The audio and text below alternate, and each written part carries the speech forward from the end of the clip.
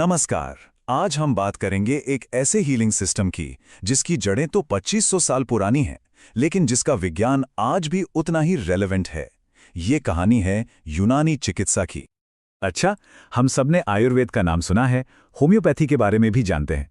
पर क्या आपने कभी सोचा है कि एक और पावरफुल प्राचीन चिकित्सा प्रणाली है जिसने सदियों तक दुनिया को सेहत का रास्ता दिखाया है? चलिए, आज जानते हैं कि आखिर ये यूनानी सिस्टम है क्या और क्यों ये आज इतना जरूरी हो गया है। यूनानी के इतिहास वाकई बहुत शानदार है। सोचिए, इसका सफर शुरू होता है आज से करीब 2500 साल पहले प्राचीन यूनान में हिप्पोक्रेट्स के साथ। फिर वहां से ये ज्ञान अरब और फारस के विद्वानों के पास पहुंचा, जहां इब्न सीना जैसे महान विचारकों ने इसे और निखारा। और फिर 10वीं शताब्दी के आसपास इसने भारत में कदम रखा और यहां की संस्कृति में ये खूबसूरती से घुल मिल गया।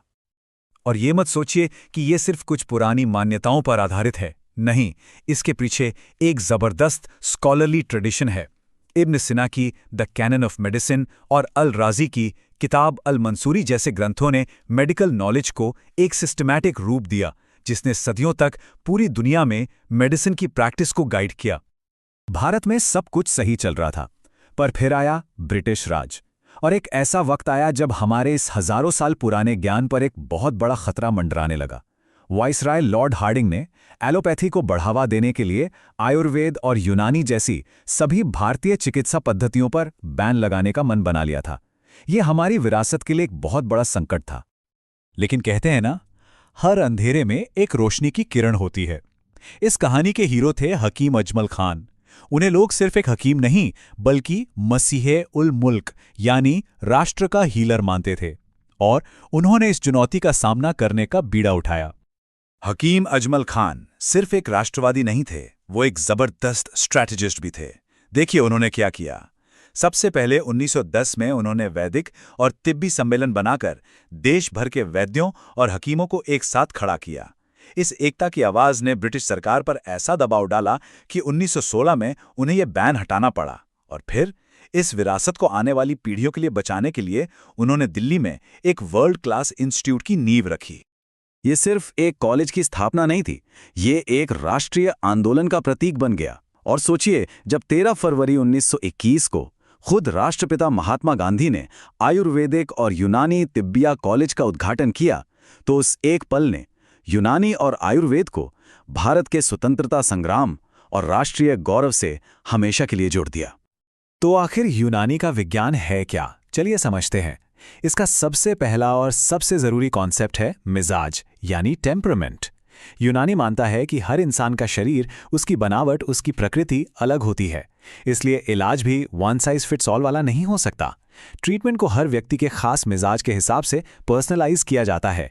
ये आप कह सकते हैं पर्सनलाइज्ड मेडिसिन का सबसे पुराना रूप है। यूनानी की पूरी फिलॉसफी हिप्पोक्रेट्स की 4 ह्यूमर्स थ्योरी पर टिकी है। इसके मुताबिक हमारे शरीर में 4 मेन लिक्विड्स होते हैं: दम यानी ब्लड, बलगम यानी कफ, सफरा यानी पीला पित्त और सौदा यानी काला पित्त। जब तक ये चारों बैलेंस में हैं, हम हेल्दी हैं। जैसे ही इनका बैलेंस बिगड़ता है, बीमारी शुरू हो जाती है। मतलब सेहत का पूरा खेल इसी बैलेंस का है। इसे और आसानी से समझने के लिए चलिए इसकी तुलना आयुर्वेद से करते हैं। आयुर्वेद शरीर में 3 दोषों वात, पित्त और कफ के बैलेंस पर फोकस करता है।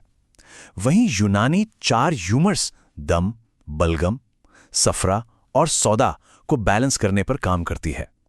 दोनों का लक्ष्य एक ही है, शरीर में संतुलन वापस लाना, लेकिन उनके रास्ते और कॉन्सेप्ट्स अलग-अलग हैं। यही बात दोनों को यूनिक बनाती है। अच्छा, एक बात जो अक्सर सुनने में आती है कि यूनानी का असर बहुत धीरे धीरे होता है, पर जानते हैं असल में यही इसकी सबसे बड़ी ताकत है। यूनानी दवाइयां बीमारी के लक्षणों को सिर्फ दबाती नहीं है, बल्कि ये शरीर के नेचुरल हीलिंग प्रोसेस के साथ मिलकर काम करती हैं। इससे रिकवरी लॉन्ग लास्टिंग होती है और साइड इफेक्ट्स भी ना के बराबर होते हैं। आज़ादी के बाद और खासकर पिछले कुछ सालों में भारत में यूनानी का एक तरह से पुनर्जन्म हो रहा है, एक रिनेसा हो रहा है। आयुष मंत्रालय की लीडरशिप में इस प्राचीन सिस्टम को वो सम्मान और संसाधन दिए जा रहे हैं जिसका ये हकदार है, ताकि इसे हेल्थ केयर की मेन स्ट्रीम में लाया जा सके। और ये सिर्फ बातें नहीं हैं, जमीन पर काम दिखाई दे रहा है। जरा इन आंकड़ों पर नजर डालिए। आज भारत में 57 से ज्यादा यूनानी मेडिकल कॉलेज हैं। CCRUM के अंडर 21 रिसर्च इंस्टीट्यूट्स काम कर रहे हैं और तो और गाजियाबाद जैसे शहरों में 200 बेड वाले मॉडर्न यूनानी अस्पताल भी बन रहे हैं। ये ग्रोथ वाकई अभूतपूर्व है। और सबसे बड़ी बात पता है क्या है कि यूनानी अब अकेले काम नहीं कर रहा है, इसे हमारे मेन हेल्थ केयर सिस्टम का हिस्सा बनाया जा रहा है। दिल्ली के सफदरजंग और RML जैसे बड़े अस्पतालों में इंटीग्रेटेड आयुष डिपार्टमेंट्स हैं। एम्स, CSIR जैसे टॉप इंस्टीट्यूट्स के साथ रिसर्च कोलैबोरेशंस हो रहे हैं और दवाओं के क्वालिटी स्टैंडर्ड्स भी WHO की गाइडलाइंस के मुताबिक तय किए जा रहे हैं। ये एक बहुत बड़ा पॉजिटिव बदलाव है।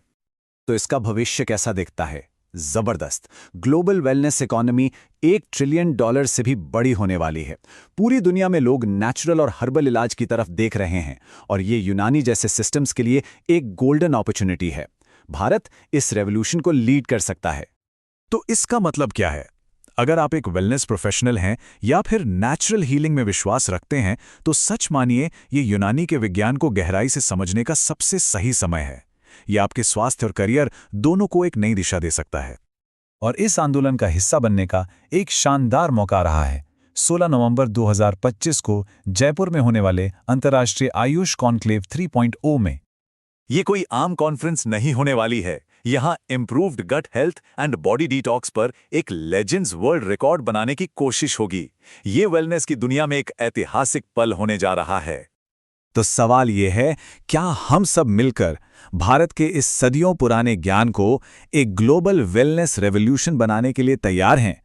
भविष्य यूनानी का है और वो भविष्य यहीं से शुरू हो रहा है।